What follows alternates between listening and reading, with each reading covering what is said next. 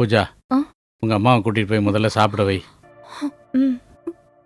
லக்ஷ்மி போய் சாப்பிட்டுட்டு வா போ.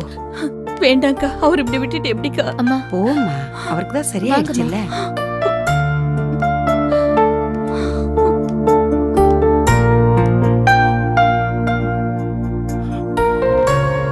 என்னடா என்னடா கணேசா அப்படி பாக்குற?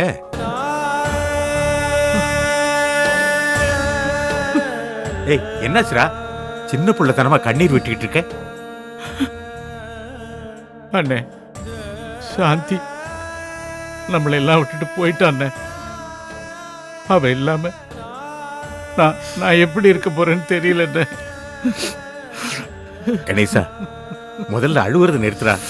பிறப்புன்னு ஒண்ணு இருந்தா இறப்புங்கிறது நிச்சயம். இது உலக நியதி. அண்ணே, நீங்க சொல்றதெல்லாம் சரிதானே. ஆனா சாந்தி வாழ வேண்டிய சாகர வயசான அவளுக்கு என்ன செய்யறது? இறப்புங்கிறது என்னைக்காவது ஒரு நாள் வரும். எப்போ வரும்னு யாருக்கு தெரியும்? அவளோட விதி அவ்வளவுதான் அப்படின்னு நினைச்சுக்கிட்டு மனசை தேத்திக்க வேண்டியதுதான். என்னால அப்படி இருக்க முடியாதுன்னு.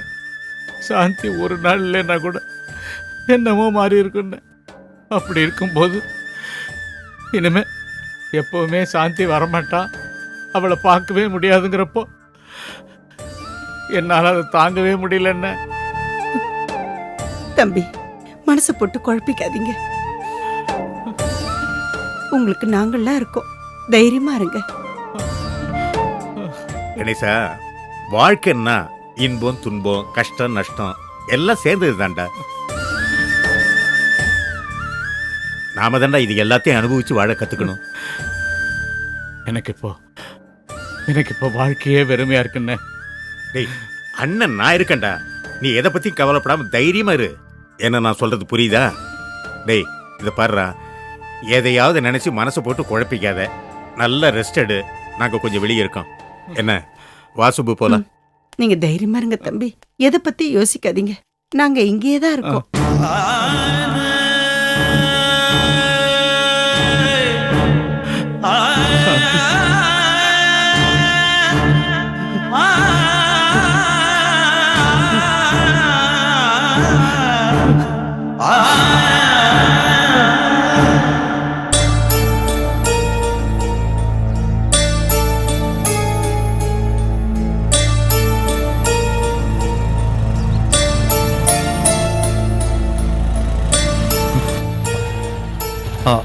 பெரியப்பா, ஆதி வந்துட்டேன்.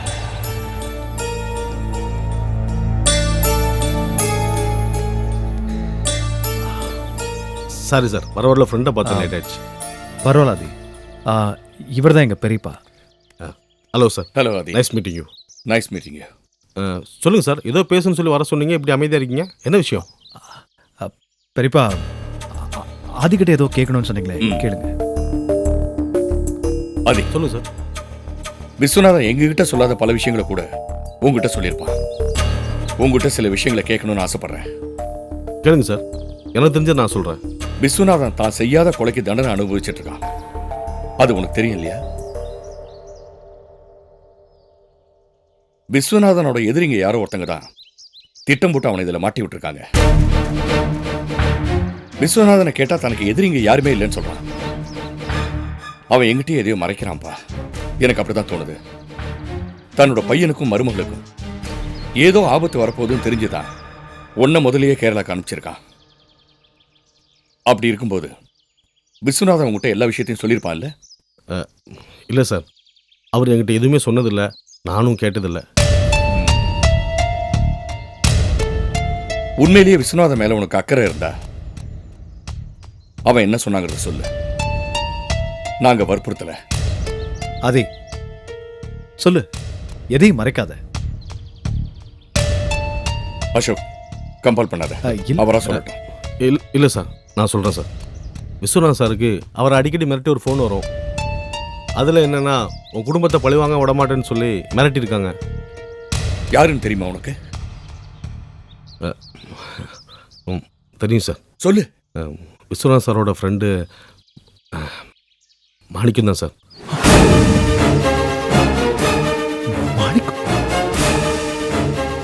அப்புறம் ஒரு நாள் மாணிக்கத்தை எங்கே தான் தேடி கண்டுபிடிச்சி வைக்க சொன்னார். நானும் அவரை தேடி கண்டுபிடிச்சிட்டு ஃபோன் பண்ணும்போது மாணிக்கம் அவர் சைடிலோட நியாயத்தை சொன்னார். நானும் அதை உண்மை நம்பி அவரை விட்டுட்டேன். அப்புறம் தான் விஸ்வநாதன் சார் எல்லா உண்மையும் சொன்னார்.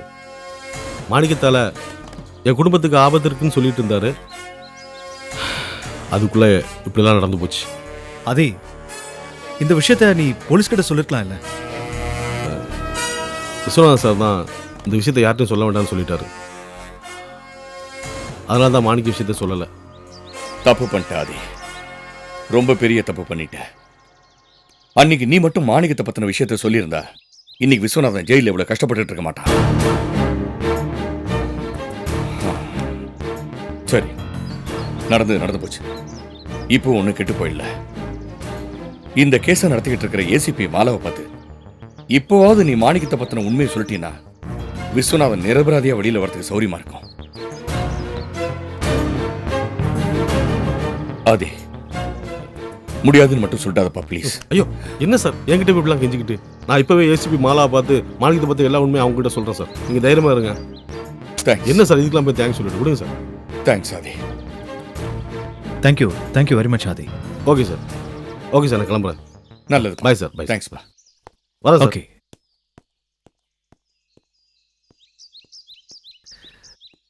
பெரியப்பா, ஆதி ரொம்ப நல்லவன் பெரியப்பா. கண்டிப்பா நமக்கு ஹெல்ப் பண்ணுவான். மாணிக்கம் பத்தின எல்லா விஷயத்தையும் ஏசிபி மாலா கிட்ட சொல்லிடுவான். மண்டே என்னால கண்டிப்பா ஃபங்க்ஷனுக்கு வர முடியாது. அன்னைக்கு கமிஷனரோட எனக்கு ஒரு முக்கியமான வேலை இருக்கு.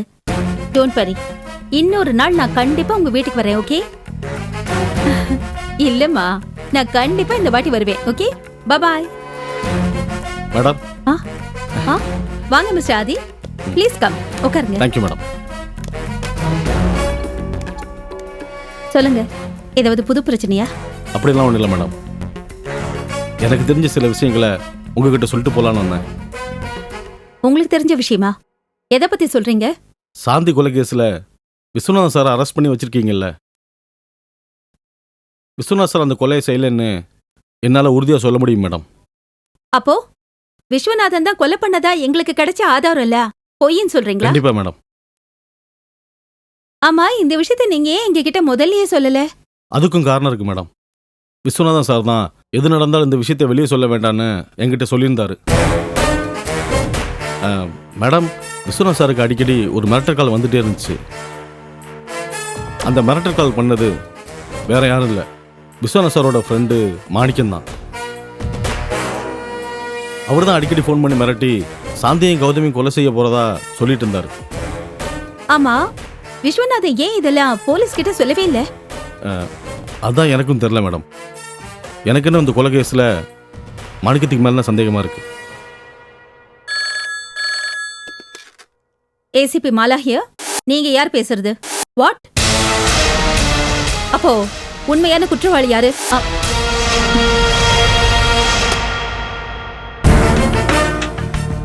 இவனும் அந்த விஸ்வநாதன் கொலைகாரன் இல்லைன்னு சொல்றான். நீங்க சொல்ற மாணிக்கம் இப்ப எங்க இருக்காரு? தெரியல மேடம். எனக்கு தெரிஞ்ச சில விஷயங்களை உங்கள்கிட்ட சொல்லாமல் மறைக்கிறேன்னு தோணுச்சு. சொல்லிட்டேன். நான் வர்றேன் மேடம்.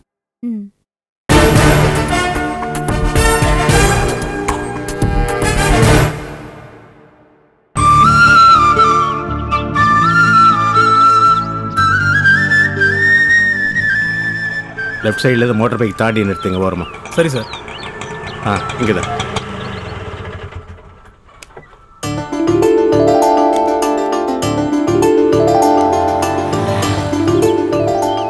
பூஜா, அப்பா வந்துட்டாரு, வாமா.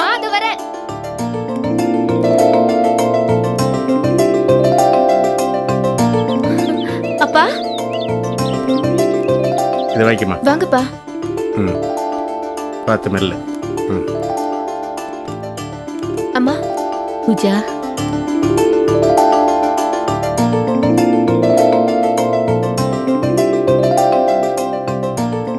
பார்த்து ஜாக்கிரதை. மெதுவாப்பா. ராஜா, சொல்லுங்க பெரியப்பா. உங்க பெரியம்மாவை பஸ் ஏற்றி விட்டியா? அவங்க கரெக்டாக பஸ்ல ஏற்றி விட்டேன் பெரியப்பா. அவங்க ஊர் போன உடனே உங்களுக்கு ஃபோன் பண்ணுறேன்னு சொன்னாங்க. என் பையன் மட்டும் கொஞ்சம் பொறுப்பா இருந்திருந்தா வயசான காலத்துல எனக்கே இந்த அலைச்சல். என்னமாம்மா நீங்க? அவன் வயசு அப்படி, போக போக எல்லாம் சரியாயிடும். சரி, நீங்க பேசிட்டு இருங்க, நான் காஃபி போட்டு கொண்டு வரேன். சரி.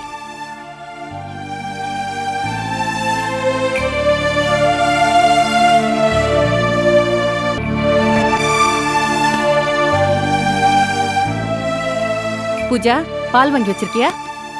வாங்கி ஃப்ரிட்ஜில் வச்சிருக்க, எடுத்துக்கோங்கம்மா. நான் போய் ஃப்ரெஷ் ஆயிட்டு வரேன். சரிம்மா. கணேசா, பிரச்சனை ஒன்றும் இல்லையே? ஒன்றும் இல்லைண்ணா. தைரியமா இரு.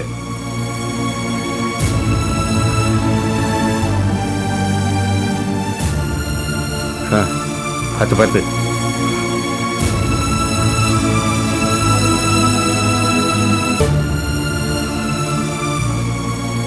நீ ஏன் நிக்கிற? உட்காரு.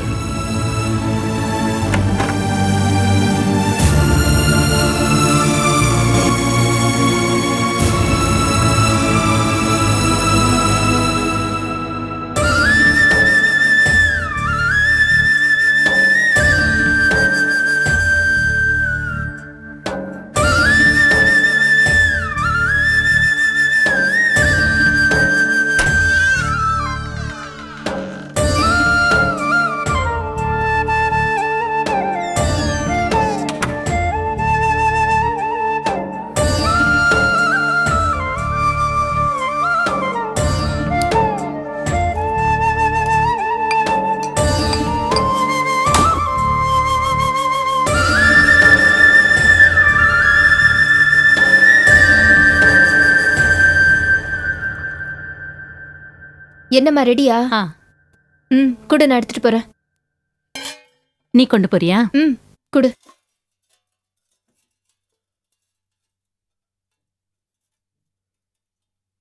கவனமா பார்த்துக்க. அவன் அதிகமா வேலையெல்லாம் செய்யக்கூடாது.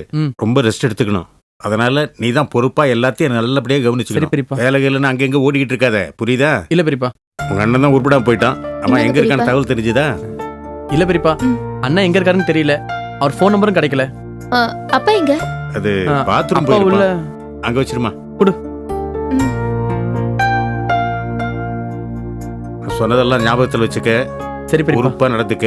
ம். அங்க வேலைக்கு போறேன் இங்க வேலைக்கு போறேன்னு எங்கேயும் போக கூடாது. சரி பெரியப்பா, பொறுப்பா பாத்துக்க, புரியுதா? நான் பாத்துக்கிறேன்.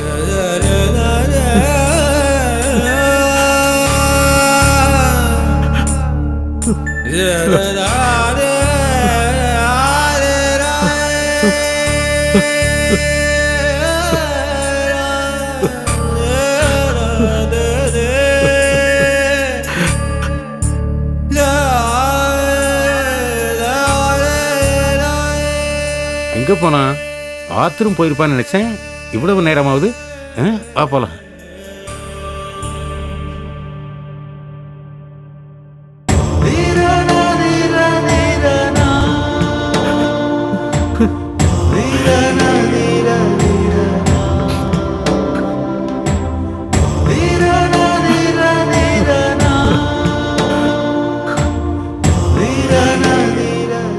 கணேசா,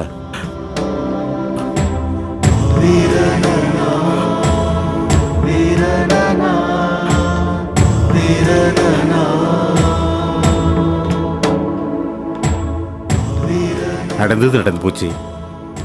அதையே நினைச்சுக்கிட்டு இருக்கிறதுல எந்த பிரயோஜனமும் இல்லை.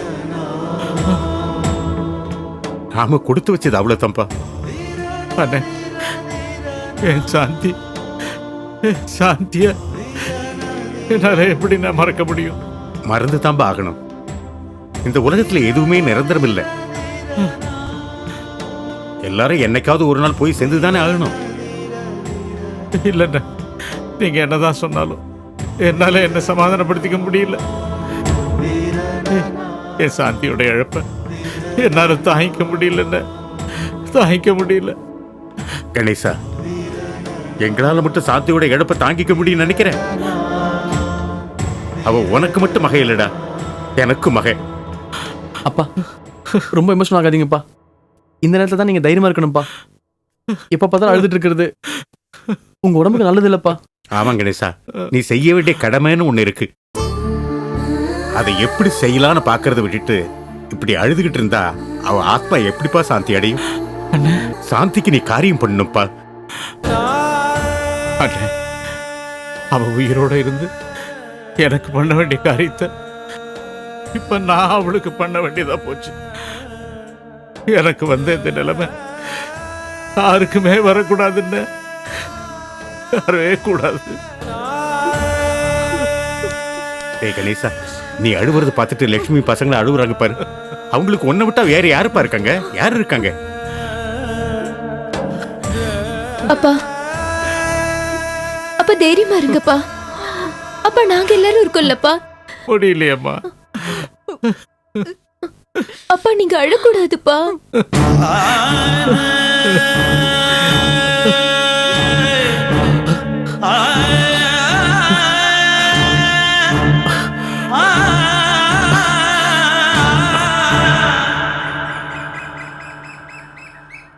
அம்மா சீக்கிரம் வாமா. இதோ வந்துட்டேன்டா. என்னம்மா இது, ஸ்கூல் யூனிஃபார்ம் கூட போடாம உட்காந்துட்டு இருக்க? சரி சீக்கிரமா சாப்பிட்டுட்டே கிளம்பு. போதும். ஸ்கூலுக்கு டைம் ஆயிடுச்சு. சாம்பார் ஊத்துட்டுமா? சாப்பிடு.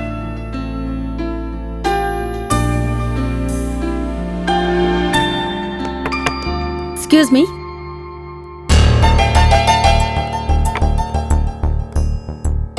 மேடம் நீங்க? I am ACP Mala. Mister Ashok இருக்காரா? இருக்காரு. சாந்தி கொலைகேஸ் விஷயமா அவர்கிட்ட கொஞ்சம் பேசணும். அவரை கூப்பிடுங்க. இதோ கூப்பிடுறேன் மேடம். என்னங்க என்னங்க? என்ன நந்தினி? ஏசிபி மேடம் உங்களை பார்க்க வந்திருக்காங்க. ஏசிபி?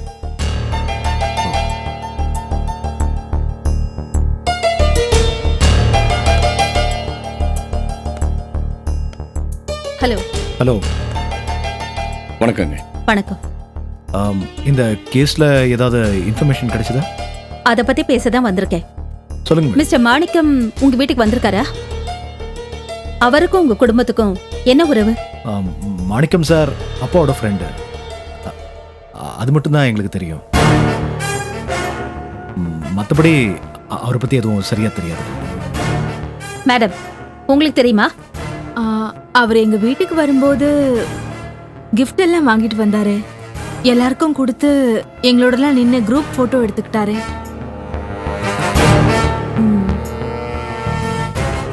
அவரு முதல்ல உங்க வீட்டுக்கு வரும்போது எப்படி என்னன்னு சொல்லிட்டு வந்தாரு? முதல்ல எங்க வீட்டுக்கு வரும்போது அவரோட சொந்த வீட்டுக்கு போற மாதிரி தான் வந்தாரு. சந்தோஷமா எல்லார்கிட்டயும் அன்பா பேசினாரு. வேற ஏதாவது? நான் சொல்றேன் ஆண்டி. சொல்லுமா. ஒரு நாளைக்கு சித்தியும் நானும் இருக்கப்போ மாணிக்கம் தாத்தா வந்தாரு. அப்போ தாத்தா வெளில போயிருந்தாரு. அவரோட ரூம் பார்க்கலாமான்னு கேட்டாரு. சித்தியும் சரின்னு சொன்னாங்க. அப்புறம் என்னாச்சு? அவர் ரூம்குள்ள போய் கதவு சாத்திட்டாரு. அப்புறம் என்னாச்சுன்னு எங்களுக்கு தெரியல. தாத்தாவும் ரொம்ப நேரம் கழிச்சு தான் வீட்டுக்கு வந்தாரு. தாத்தா வந்தானே பேசிட்டு கிளம்பிட்டாரு. ஓகே. மிஸ்டர் விஸ்வநாதன் தன்னோட ரிவால்வரை எங்க வச்சிருந்தாரு? அவரோட ரூம்ல தான் வச்சிருந்தாரு. அவரோட ரூம் நான் பார்க்கலாமா? ஷூர், வாங்க.